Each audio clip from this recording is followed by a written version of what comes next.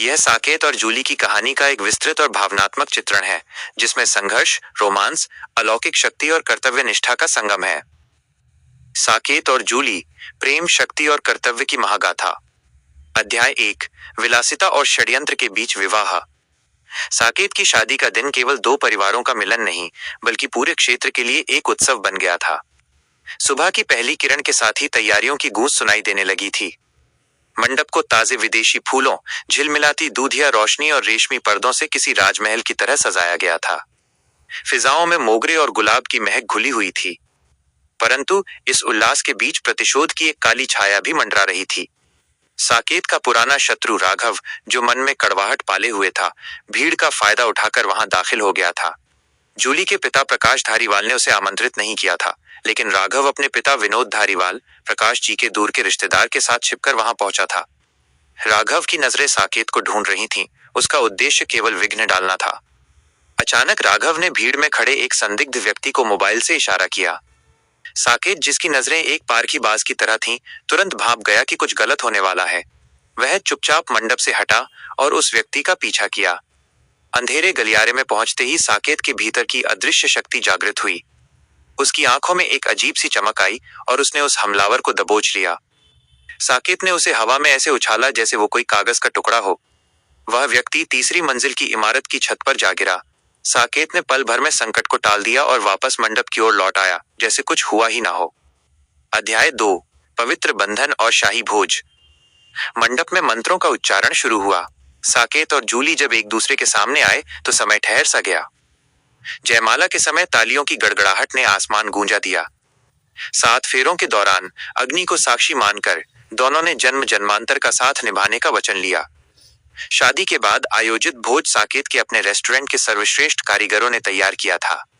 वहां का दृश्य अद्भुत था। एक तरफ बड़े बड़े उद्योगपति और अधिकारी थे, तो दूसरी तरफ गांव के निर्धन लोग।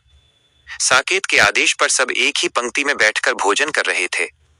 यह साकेत के बड़प्पन और मानवता का सबसे बड़ा प्रमाण था। अध्याय 3, भावुक विदाई और गृह प्रवेश। विदाई की घड़ी आते ही खुशियां आंसुओं में बदल गईं।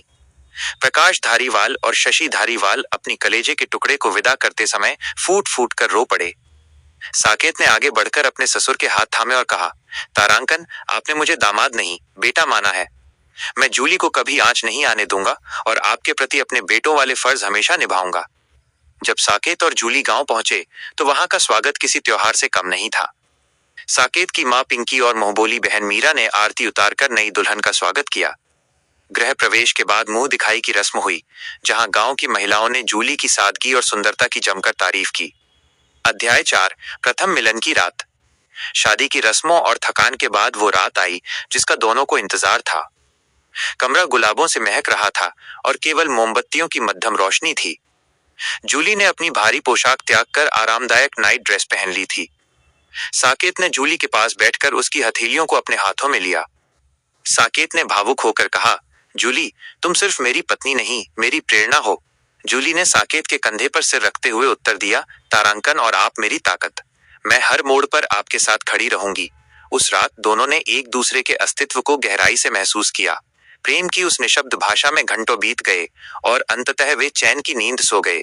अगली सुबह जब मीरा बादाम केसर का दूध लेकर आई तो दोनों के चेहरों पर एक नई चमक और सुकून था।